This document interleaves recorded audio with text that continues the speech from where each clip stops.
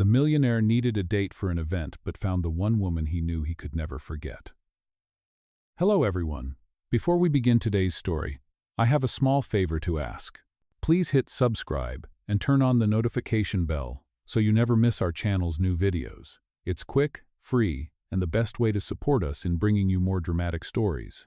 Your support means the world to us. Where are you watching from? Drop your city or country in the comments below. Thank you very much.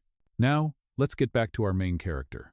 The night sky over Manhattan shimmered with city lights as Ethan Cole stared out from his office window on the 52nd floor of the Cole Industries Tower.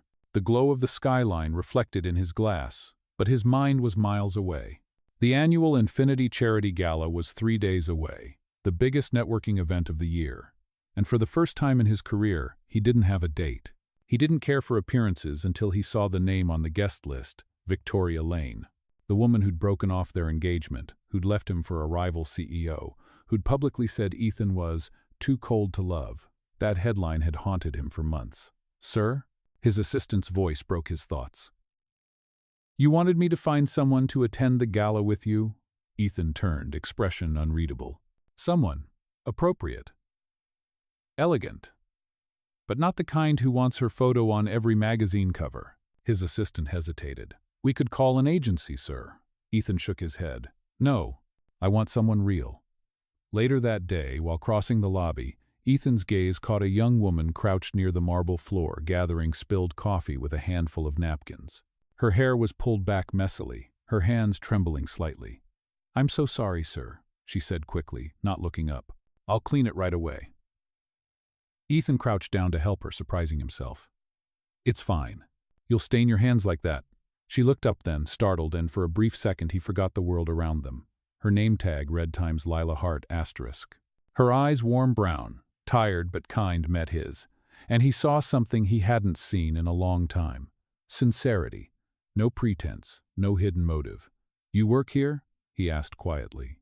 "Just temporarily," she said, embarrassed. "Catering service. I fill in when someone calls off." She laughed nervously.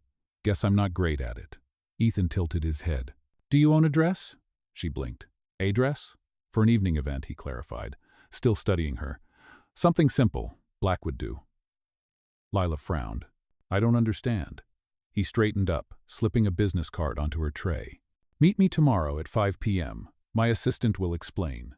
You'll be compensated, of course." She looked down at the card, confused. "Compensated for what exactly?" He glanced back once as he walked away. "For helping me make someone jealous." When Lila showed up the next evening, she still couldn't believe she had agreed. She had borrowed a plain black dress from her roommate, heels half a size too big, and a clutch from her mother's closet.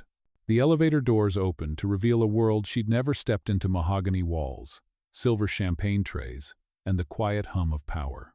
Ethan stood waiting, suit perfectly tailored, expression calm, but his eyes watching her every step. "You came," he said simply. "I wasn't sure you would." "You didn't give me much of a choice," she replied. "Your assistant showed up at my job with a dress bag and a contract." "Did you read it?" he asked. "Most of it," she admitted. "It said I'd attend one event, pretend to be your date, and keep quiet afterward." He smiled faintly. "That's all I need. Just one night." Lila folded her arms. "Why me?" He paused. "Because you looked at me like a person, not a headline." She didn't know what to say to that. Somewhere between confusion and curiosity, she followed him into the limousine waiting outside. The city blurred past as they rode in silence, only the hum of the engine filling the space. Lila finally spoke. "So, what exactly am I walking into?" Ethan exhaled. "A room full of people who think they know me. Let's give them a reason to wonder if they ever did." As the car pulled up in front of the Grand Marlowe Hotel, flashes from cameras painted the night white. Reporters leaned forward, shouting questions. But when Lila stepped out, the noise faltered for half a beat. The girl in the borrowed dress stood tall beside one of the city's most powerful men. For a moment, Ethan almost forgot this was supposed to be an act. The cameras clicked, and he leaned in, whispering just loud enough for her to hear, "Ready to play the part?" She smiled nervously. "I hope I remember my lines." He gave her a rare, almost genuine smile. "Just be yourself. That's all you have to do." And as they stepped into the glittering ballroom, Neither of them knew that this fake date would change both their lives forever. The ballroom sparkled with chandeliers, laughter, and the low hum of classical music. Ethan Cole moved through the crowd with practiced ease, his hand resting lightly on Lila's back as they navigated the maze of champagne flutes and curious stares. Every pair of eyes in the room seemed to follow them. "Relax," Ethan whispered under his breath, sensing her nervousness. "You are doing fine." Lila forced a small smile, clutching her borrowed clutch a little tighter. "I feel like everyone can tell I do not belong here." Ethan's eyes softened. "You belong here tonight. That is all that matters." She nodded, trying to breathe normally, even as flashbulbs went off nearby. She had never imagined standing under such lights, much less beside a man like him. She had grown up watching events like this on television while folding napkins at her mother's diner. Now she was inside the picture. And yet, something about Ethan's calm confidence made it easier to keep walking. Across the room, a familiar voice sliced through the chatter. "Ethan Cole." The man turned. Victoria Lane stood there, her gown like liquid silver, her expression sharp as glass. "It has been a while," she said sweetly. Ethan's jaw tightened. "Victoria." Her eyes drifted to Lila. "And this must be the new love interest. You do move on quickly." Lila froze, unsure what to say, but Ethan spoke first, voice cool and measured. "Victoria, this is Lila Hart. She has more class in one evening than you showed in all our years together." The words landed like glass breaking. A few nearby guests turned, pretending not to listen. Victoria's lips curved into a brittle smile. "I see. Well, enjoy your night, Mr. Cole." She walked away, heels clicking against marble. Lila looked up at him. "You did not have to do that," she murmured. Ethan's expression softened again. "Yes, I did." A waiter passed by with glasses of champagne, and he handed one to her. "Drink. You have earned it." Hours later, the lights dimmed, and a charity auction began. Lila watched as million-dollar bids were tossed around like spare change. She felt small and invisible until Ethan leaned down and whispered, "What would you bid on if you could?" She hesitated. "A new roof for my mother's diner." He smiled slightly, then raised his paddle. Cole Industries pledges $200,000 for the Community Kitchen Initiative. Cameras turned their way, flashes blinding, but Ethan was not looking at them. He was looking at her. The applause around them felt distant. "That should cover a few roofs," he said softly. Her throat tightened. "You did not have to." "I know," he interrupted gently, "but I wanted to." When the auction ended, Lila slipped out onto the balcony to catch her breath. The city stretched below like a field of stars. The night air was cold, crisp, real. She gripped the railing, exhaling slowly. "You ran away," Ethan said behind her, stepping into the light. "I needed air," she admitted. "All of this, it is too much. You, the cameras, the people. I am just me." Ethan stood beside her, his voice low. "Do you know what I see when I look at you, Lila?" She shook her head. "Someone who does not care about money, or power, or appearances. That is rare in my world. And exactly why I noticed you." Her heartbeat quickened. "You barely know me." "Maybe," he said, glancing at the skyline, "but I know honesty when I see it." For a moment, neither spoke. The sounds of the gala faded behind them. Only the city's heartbeat remained, the quiet hum of life that belonged to no one and everyone. "Thank you for bringing me," she said finally. "I know I am just a temporary fix, but—" "You are not temporary," he said quietly. "At least not to me." She turned to face him, eyes wide, unsure if she had heard right. Ethan's gaze was steady, unreadable, yet sincere. A gust of wind tugged at her hair, and for the first time all night she forgot about the cameras, the crowd, the contract. It felt strangely easy just to stand there with him, two strangers pretending for everyone else but somehow telling the truth only to each other. Inside, the music swelled again, signaling the next dance. Ethan extended his hand. "Come on," he said, a small smile forming. "If we are going to fool the world, we might as well dance like we mean it." She took his hand, her pulse racing. As they stepped back into the golden light of the ballroom, every flash of the camera felt like a heartbeat she could not ignore. Somewhere between the lies and the lights, something real had begun. The ballroom's final song faded, and the night came to a slow close. Guests began to drift out in glittering waves. the sound of heels and laughter echoing across the marble floor. Ethan escorted Lila toward the exit, his hand resting gently at her back. For hours they had smiled, danced, and played their roles perfectly, but something in his gaze now felt different, less guarded, more human. The valet brought the limousine around, and as the door opened, Lila hesitated before sliding in. Her feet ached, her cheeks still warm from the lights and champagne. "You did well tonight," Ethan said quietly, watching her from the opposite seat. "They believed us." She looked out the window, the city's glow washing across her face. "Did you?" His brow furrowed. "Did I what?" "Believe it," she said. "Any of it." For a moment he did not answer. The hum of the engine filled the silence. "More than I should have," he admitted at last. The car stopped in front of her apartment building, a modest brownstone on the Lower West Side.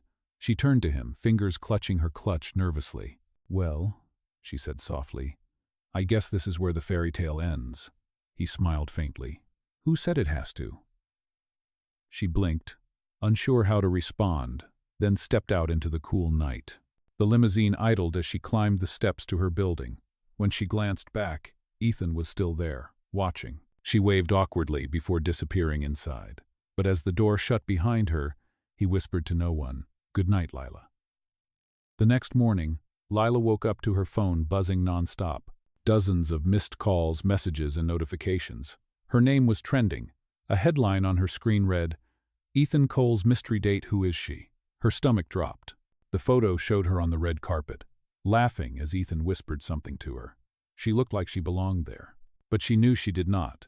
She threw on a coat and rushed to work at the catering agency, only to be met with stares. Her manager approached, arms folded.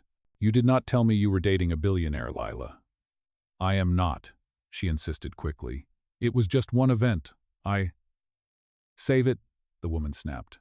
"Half the city saw the pictures. I cannot have this kind of distraction in my staff. Take the week off." Lila stood there, stunned. "You are firing me?" "I am saying take some time," her manager said, her tone softening slightly. "Let things calm down." Outside, the sky hung low and gray. She walked aimlessly for blocks before sitting on a bench near the river, her thoughts a storm. She had agreed to one night, one favor. How had it turned into this? Meanwhile, Ethan was in his office, watching the same headlines unfold on his monitor. The PR team had been calling all morning, panicked about the story. His assistant, Daniel, stood by the door. "The board wants you to make a statement, sir. They think the woman in the photo is a problem." Ethan looked up sharply. "A problem?" "They are worried it affects the company's image," Daniel said carefully. "They want to spin it as a misunderstanding. Maybe say she was part of a charity program." "No," Ethan interrupted. "We will not lie about her." Daniel hesitated. "Then what do you want me to tell them?" Ethan leaned back in his chair, jaw tightening. "Tell them she deserves respect. That is all." Later that day, he called her. She did not answer. He tried again, leaving a message. "Lila, it is Ethan. I saw the news. I am sorry about all this. Please call me back." Hours passed, no reply. That night, she sat by her small kitchen window, scrolling through hateful comments online. Some people called her a gold digger, others called her lucky. None of them knew the truth. She deleted the apps, set the phone down, and buried her face in her hands. Then a soft knock came at the door. Her heart leaped. When she opened it, Ethan stood there, coat damp from the rain, eyes tired but steady. "You should not be here," she whispered. "Neither should those headlines," he said. "But here we are." She crossed her arms. "You do not owe me anything." "You are wrong," he said quietly. "I owe you the truth." The rain tapped against the window as he spoke. "When I asked you to come with me, it was supposed to be simple. Appearances, nothing more. But last night, standing there with you, it stopped being an act." Her breath caught. "Ethan, I do not expect you to forgive me," he said, voice low. "But I will fix this. You have my word." She stared at him for a long moment, unsure whether to believe him. But as thunder rumbled outside, she saw something real in his eyes. Not the ruthless businessman the world knew, but a man trying to make things right. For the first time, she believed he meant it. Rain fell steadily against the windows as Lila and Ethan stood facing each other in the small apartment. The sound filled the silence between them, soft but heavy. "You do not have to fix anything," Lila said finally, her voice quiet but firm. It was just one night. You do not owe me anything. Ethan shook his head slowly. That is where you are wrong. You deserve better than the way this ended. You lost your job because of me. She crossed her arms, her shoulders tense. It was not your fault the world loves a scandal. Maybe not, he admitted, but I can make it right. He reached into his coat pocket and handed her a folded envelope. This is a reference letter from my company's philanthropy division. There is an opening for a community liaison. You would be perfect for it. Lila frowned, hesitant to take it. You mean a job offer? A real one, he said. No contracts, no pretending. She stared at him for a moment, torn between pride and exhaustion. You cannot just fix my life with money. Ethan's tone softened. I am not trying to fix it. I am trying to help. For a long moment neither spoke. Finally she sighed and took the envelope. I will think about it. That is all I ask, he said quietly, before stepping back toward the door. Good night, Lila. She did not answer, only watched as he disappeared down the hallway. When the door clicked shut, she leaned against it, eyes closed, heart racing. The next morning, sunlight filtered through the thin curtains, casting golden lines across the floor. Lila sat at the table, the unopened envelope still lying in front of her. After a long hesitation, she finally opened it. Inside was the letter, along with a handwritten note in Ethan's unmistakable script. Asterisk. Everyone deserves a second chance, especially you. Asterisk. Her throat tightened. She spent the day thinking, then walked to the address listed on the letter. It led to a tall glass building downtown, the headquarters of the Cole Foundation, Ethan's charitable arm. Inside, she was greeted by a woman named Grace, who smiled warmly. Mr. Cole said you might come by, Grace said. We are working on a new project, community outreach for small businesses. We could use someone with your heart. Lila blinked. You mean I am hired? Grace laughed softly. Let us say you are being given a chance to prove yourself. Over the next weeks, Lila found herself working long hours organizing charity drives, food programs, and partnerships with local shelters. For the first time in years, she felt purpose returning to her days. Ethan would stop by occasionally, checking on progress, always calm, always professional. Yet every glance they exchanged carried something unspoken. One afternoon, while reviewing proposals in the conference room, Lila found him standing at the window. You have done a lot here, he said without turning. More than some of my executives. She smiled faintly. I am just doing my job. No, he said, looking at her now. You are changing things. She hesitated, feeling her pulse quicken. Ethan, why are you really doing this? Why give me this opportunity? His eyes softened. Because you reminded me that not everything valuable can be bought. You made me remember why I built this foundation in the first place. The sincerity in his voice caught her off guard. For a man who had spent his life hiding behind numbers and contracts, this felt different. I do not know what to say, she whispered. Then do not say anything, he replied gently. Just keep being who you are. Over the next few days, the tension between them grew, subtle but undeniable. They worked side by side, their conversations becoming easier, their silences more comfortable. Lila began to see glimpses of a man who laughed quietly, who stayed late helping sort donation boxes, who brewed coffee for everyone before meetings. One evening, as they closed up after a long day, she turned to him and said, You are not what I expected. He smiled. What did you expect? Someone colder, she admitted. Someone who would never lift a box himself. I am full of surprises, he said with a quiet laugh. You are? She replied softly.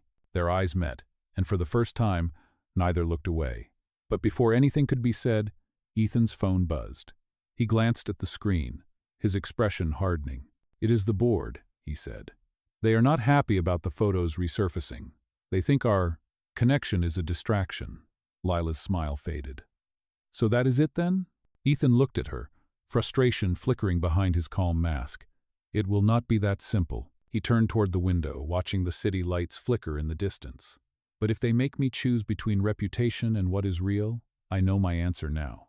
The following week passed in a blur of tension and quiet determination.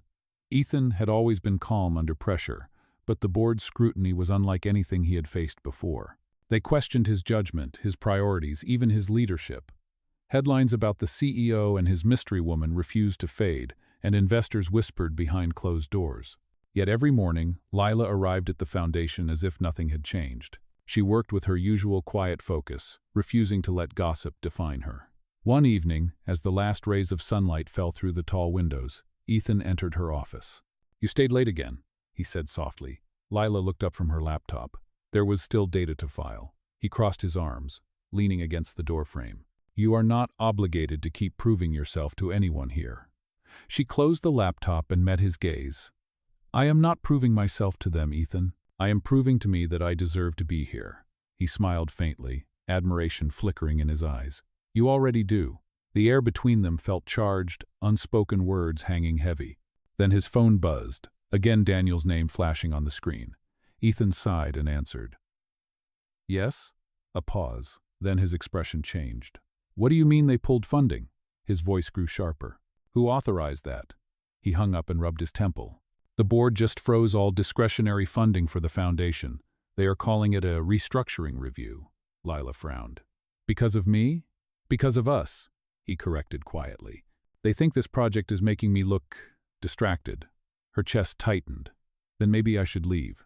That would solve it." Ethan stepped closer. "Do not say that. You have done nothing wrong." "I am costing you millions," she said, trying to keep her voice steady. "And your reputation, Lila," he said firmly. "My reputation is not worth more than the truth." His sincerity hit her like a wave, but before she could respond, his assistant appeared at the door. "Sir, they called an emergency meeting. They are voting tomorrow." Ethan nodded grimly. "Let them." When the door closed, Lila whispered, "You could lose everything." "Then I will lose it honestly," he said. The next day, Ethan walked into the boardroom, his every step measured. The members sat around the polished table, eyes sharp and impatient. The chairman, a man twice his age, folded his hands. "Ethan, this relationship of yours is compromising our image. We built this empire on discipline and control. You are letting emotions cloud your decisions." Ethan met his gaze calmly. "With respect, this company was built on innovation and integrity, not fear." The chairman frowned. "We cannot afford sentimentality." "It is not sentimentality," Ethan said, voice low but steady. "It is humanity. If you remove that, we are just numbers on paper." Murmurs rippled through the room. "You are putting your career at risk," another board member warned. Ethan straightened. "If doing what is right risks my career, then maybe it is worth the risk." He left the room before anyone could stop him. Outside, Lila was waiting in the lobby, clutching a folder of proposals. She looked up as he approached. "Well?" he exhaled. "I just told the board that the foundation stays as it is, with you leading the new outreach initiative." Her eyes widened. "You what?"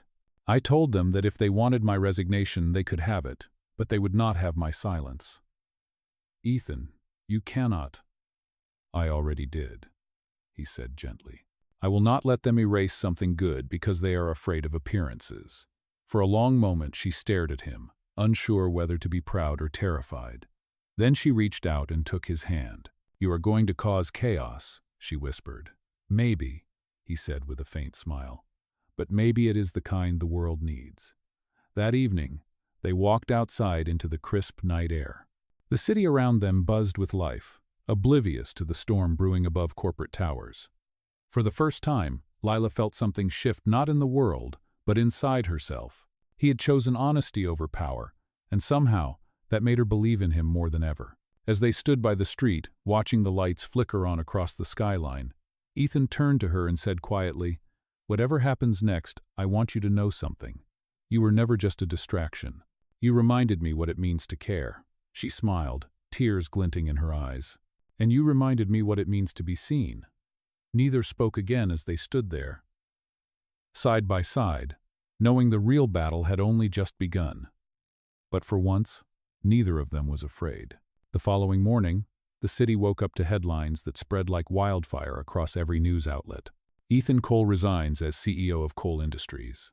The article below quoted his statement word for word. Asterisk. "A company that values its image more than its people no longer represents my vision. Integrity is not negotiable." Asterisk. Lila read the article 3 times, her heart pounding faster each time. By the time she reached the foundation that morning, Reporters were waiting outside the building, cameras flashing as soon as they saw her. Questions flew like arrows. Did you influence his decision? Are you the reason he stepped down? But she pushed through silently, her head low, refusing to fuel the chaos. Inside, the staff was in shock. Some whispered. Others simply watched her walk by. Grace, the woman who had hired her, approached with concern in her eyes. You did not know he was going to do that, did you? Lila shook her head, her voice barely a whisper. No, he did not tell me. He will need you now more than ever, Grace said softly. He gave up everything to protect this place. Hours later, as the sun began to set, Ethan arrived at the foundation. His tie was gone, his sleeves rolled up, and there was something lighter about him, as if the weight of the boardroom had finally lifted from his shoulders. The moment their eyes met, Lila stood from her desk. Ethan, what have you done? He smiled faintly. What I should have done months ago. You walked away from $1 billion company? She said in disbelief. You built that empire, and it stopped feeling like mine the moment they told me who I was allowed to care about? He replied. She took a deep breath, her emotions a tangled knot of anger, admiration, and fear. You should not have done that for me. I did not do it for you, he said, stepping closer.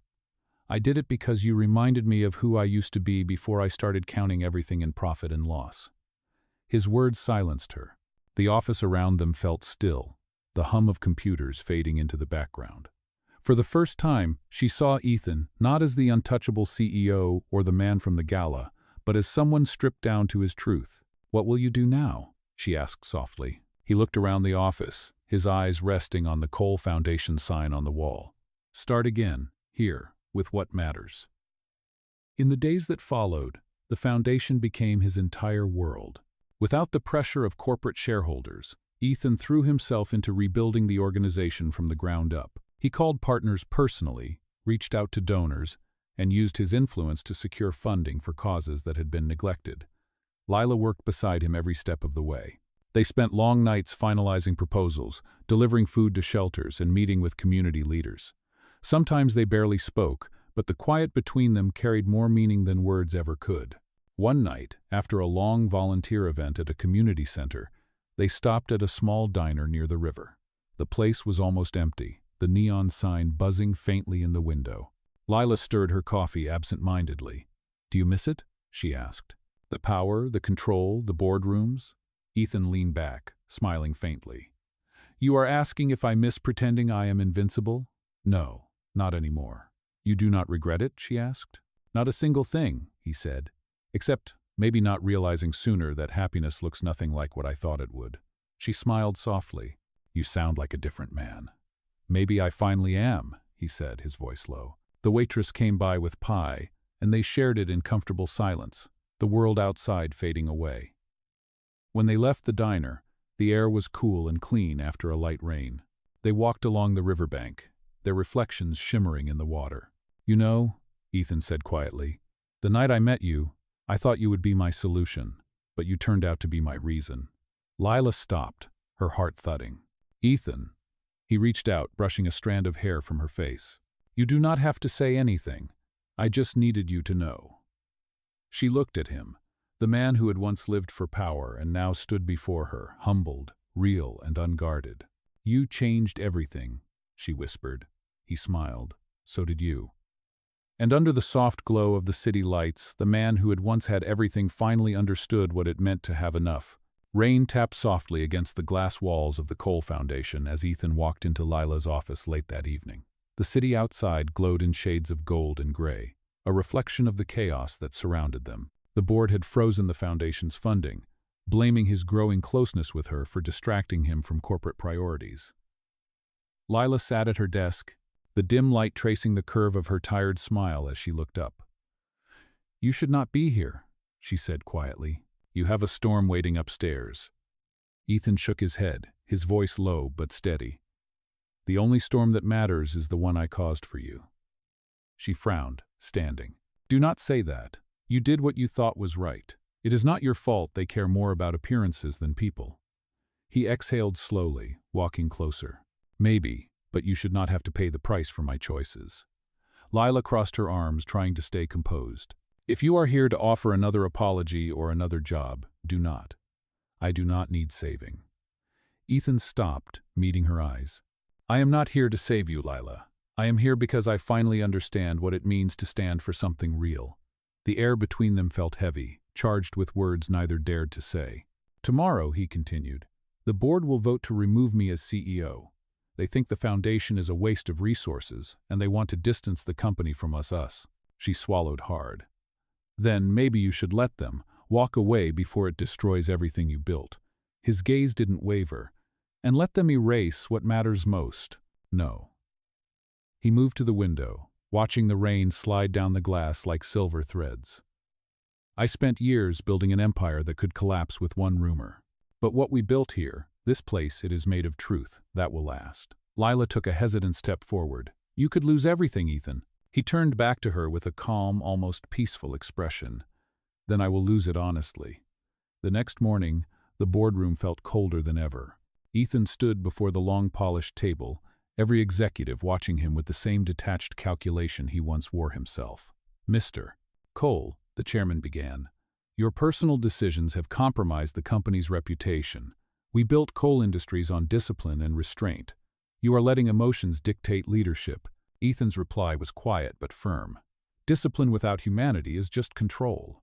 If this company has forgotten that, maybe it has forgotten its purpose. Murmurs rippled across the table, but he continued, his tone unwavering. You can strip my title, but not my values. If integrity costs me this seat, I will gladly pay the price. When he walked out moments later, the silence behind him felt deafening. In the lobby, Lila was waiting, clutching a folder of proposals. What happened? She asked, her voice trembling. Ethan gave a faint smile. I told them the foundation stays with you leading it, and if they want my resignation, they can have it. Her eyes widened in disbelief. You did not. I did, he interrupted softly. Because the only thing worth keeping is what is real. For a moment, neither of them spoke. Then Lila reached for his hand, her voice barely above a whisper. You are going to cause chaos. Ethan laughed quietly, the sound more human than it had been in years. Maybe. But maybe the world needs a little chaos to remember what honesty sounds like.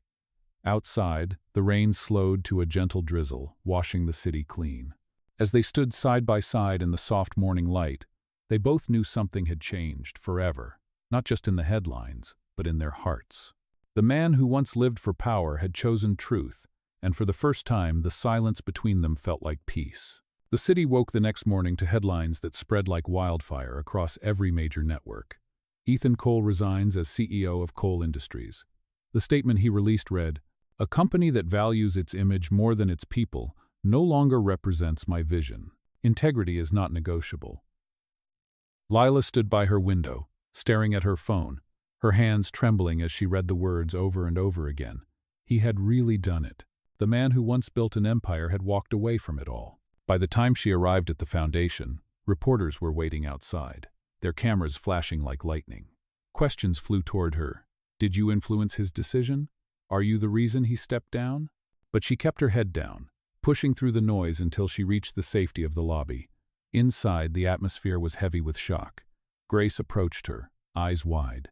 You did not know he was going to do this, did you? Lila shook her head slowly. No, he did not tell me, Grace exhaled softly. Then he must have done it for something bigger than all of this. Hours later, as the sun dipped behind the skyline, Ethan finally walked into the foundation. His tie was gone, his sleeves rolled up, and his expression was calm, too calm for a man who had just lost everything. Lila met him halfway across the room, her voice trembling. Ethan, what have you done? He smiled faintly, the kind of smile that carried both exhaustion and relief. What I should have done a long time ago. You gave up your company, she whispered. You built that empire from nothing. And it stopped feeling like mine the moment they told me who I was allowed to care about, he said quietly. His words hung in the air like truth finally set free. She took a deep breath, struggling to find the right words. You should not have done that for me. Ethan shook his head slowly.